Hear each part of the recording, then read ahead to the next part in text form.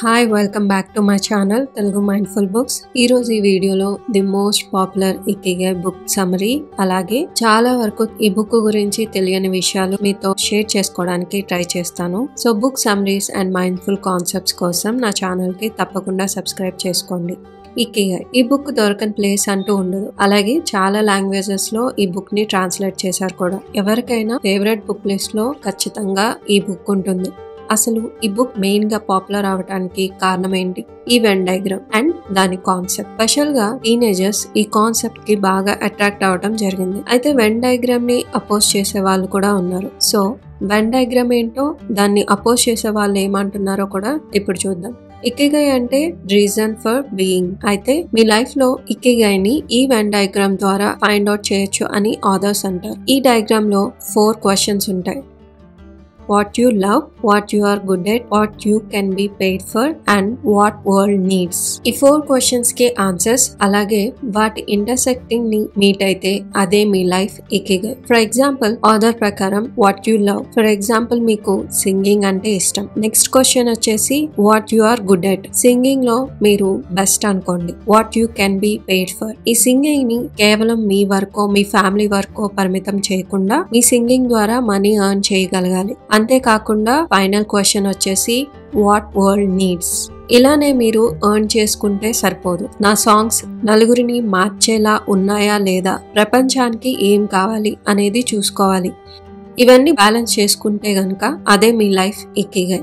But ఇది wrong అని కొంతమంది జపనీస్ వాదిస్తారు. ఎందుకో ఇప్పుడు చూద్దాం. ఫస్ట్ ఈ బుక్ ని రాసింది ఇద్దరు రైటర్స్. ఒకరు హెక్టో గాసియా అండ్ ఇంకొకరు ఫ్రాన్సిస్ మిరాయిస్. వీళ్ళిద్దరు జపనీస్ కాదు. ఈ బుక్ లో డిస్క్రైబ్ చేసిందంతా కంప్లీట్ గా జపాన్ గురించి కాదు, స్పెషల్ గా ఓకినావా ప్లేస్ గురించి మాత్రమే. అదే విధంగా ఈ వెన్ డయాగ్రామ్ ని క్రియేట్ చేసింది మార్క్ ట్వైన్ 2011 లో అతని బ్లాగ్ లో పోస్ట్ చేశాడు. అలానే టెడ్ టాక్స్ లో కూడా ఈ వెన్ డయాగ్రామ్ ని యూజ్ చేయడంతో ఈ డయాగ్రామ్ వెస్ట్ సైడ్ లో బాగా వైరల్ అయింది. ఈ బుక్ లో ఈ డయాగ్రామ్ కింద చూస్తే based on diagram by Mark Twain అని ఉంటుంది. అయితే డయాగ్రామ్ గురించి చాలానే వాదనలు వచ్చాయి. జపనీస్ ఈ డయాగ్రామ్ ని ఇకిగై అని యాక్సెప్ట్ చేయరు. నిజానికి జపనీస్ వాళ్ళ ఇకిగై ని ఫైండ్ అవుట్ చేయడానికి ఎలాంటి ఫ్రేమ్ వర్క్స్ ఫాలో అవ్వరు. ఎందుకో ఇప్పుడు చూద్దాం. ఈ డయాగ్రామ్ లో first question what you love. ఈ క్వశ్చన్ కి చాలా మంది దగ్గర ఆన్సర్ ఉండకపోవచ్చు. ఇంకొంతమంది వాళ్ళకి నచ్చిన దాన్ని జాబ్ గా కన్వర్ట్ చేయడానికి అవ్వదు. ఫర్ ఎగ్జాంపుల్ మీరు ఆర్టిస్ట్ అనుకుంటే కొన్ని ప్లేసెస్ లో ఆర్ట్ కి రిలేటెడ్ అన్ని జాబ్స్ ఉండవు. సో అలాంటి వాళ్ళు ఎప్పటికీ వాళ్ళ లైఫ్ లో ఇకిగైని ఫైండ్ అవుట్ చేయలేరు.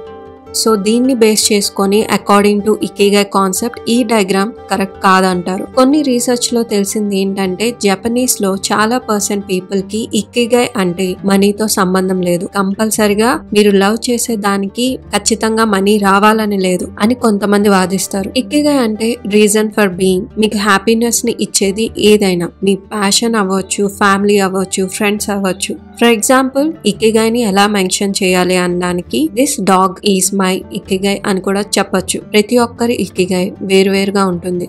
పర్సన్ కి చేంజ్ అవుతుంది. ఇకిగై రైటర్స్ చెప్పినట్టు అవుటర్ వరల్డ్ తో కనెక్షన్ కాదు, ప్రతి ఒక్కరి ఇంటర్నల్ కనెక్షన్ గురించి అని కూడా వాదిస్తారు. సో ఇది యాక్చువల్ గా ఇకిగై మీనింగ్ అని చాలా వరకు జపనీస్ వాదిస్తారు. అయితే దీని గురించి మీరేమనుకుంటున్నారు? ఇది విన్నాక ఇకిగై మీద మీ ఒపీనియన్ ఏంటో కమెంట్ చేయండి.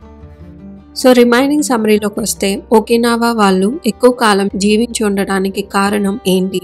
వాళ్ళ ఫుడ్ హ్యాబిట్స్. ఎవ్రీడే వాళ్ళు 5 సర్వింగ్స్ లో 7 డిఫరెంట్ ఫ్రూట్స్ అండ్ వెజిటబుల్స్ వాళ్ళ డైట్ లో ఉండేలా చూసుకుంటారు. అయితే ఇది చెక్ చేసుకోవాలంటే వాళ్ళు ఒక రూల్ ని ఫాలో అవుతారు. అదే eating rainbow. For example red pepper, carrot, spinach, cauliflower and egg plant. ఈ కలర్స్ అన్ని మీ ప్లేట్ లో ఉండేలా చూసుకోవాలి. దాంతో పాటు సోయా అండ్ టోఫు ప్రొడక్ట్స్ ఎక్కువగా కన్జ్యూమ్ చేస్తారు. అలాగే షుగర్ అండ్ సాల్ట్ జపనీస్ తో కంపేర్ చేస్తే ఓకినావా వాళ్ళు తక్కువ పర్సెంట్ కన్జ్యూమ్ చేస్తారు. అంతేకాకుండా ఓకినావాలో హర్హచిబు అనే కాన్సెప్ట్ ని ఫాలో అవుతారు. దీని అర్థం 80% రూల్. మీ స్టమక్ ఫుల్ గా కాకుండా 80% అంటే ఆల్మోస్ట్ ఫిల్ అయింది అనిపిస్తే then stop eating. For example last లో డెజర్ట్స్ ని స్కిప్ చేయటమో లేక తక్కువ పోర్షన్ ఫుడ్ ని తీసుకోవటం చేస్తారు.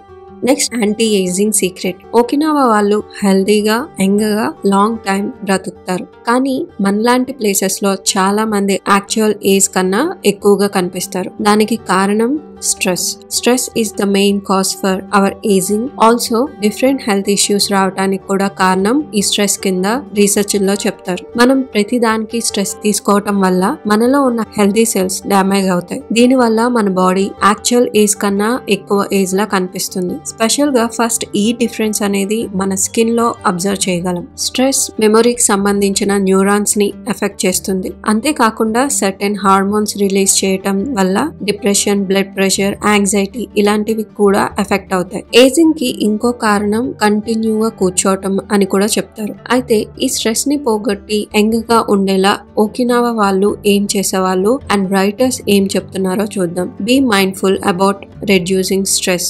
ఇప్పటి జనరేషన్ లో ప్రతి ఒక్కరూ స్ట్రెస్ కి అలవాటు పడిపోవటం, ఒక లూప్ లా అలా స్ట్రెస్ ని తీసుకోవటం మనకి అలవాటు అయిపోయింది. మినిమం స్ట్రెస్ అనేది మనకి బెనిఫిట్, కానీ అది ఎక్కువగా మారితే ఇబ్బందులు తప్పవు అంటారు. దీనికోసం మైండ్ఫుల్ గా ఉండాలి. త్రూ మెడిటేషన్ బయట ప్రపంచం నుండి వచ్చిన ఇన్ఫర్మేషన్ ని ఫిల్టర్ చేయాలి. అలాగే 20 minutes వాక్, ఎలివేటర్ బదులు స్టెప్స్ యూజ్ చేయటం, టీవీతో టైం స్పెండ్ చేసే కన్నా పీపుల్ తో టైం స్పెండ్ చేయటం, మీకు స్నాక్స్ తినాలనిపించిన ప్రతిసారి జంక్ ఫుడ్ ని ఫ్రూట్స్ తో రీప్లేస్ చేయటం, and good amount of sleep అనేది కూడా చాలా ఇంపార్టెంట్. ఇలా చేయటం వల్ల మన ఏజింగ్ ని తగ్గించవచ్చు. సో చూసారు కదా, ఈ వీడియో కనుక మీకు నచ్చినట్టయితే please like, share and subscribe to my channel. అలాగే ఏదైనా book summaries and mindful concepts కోసం తప్పకుండా కమెంట్ చేయండి. See you in the next video. Thank you.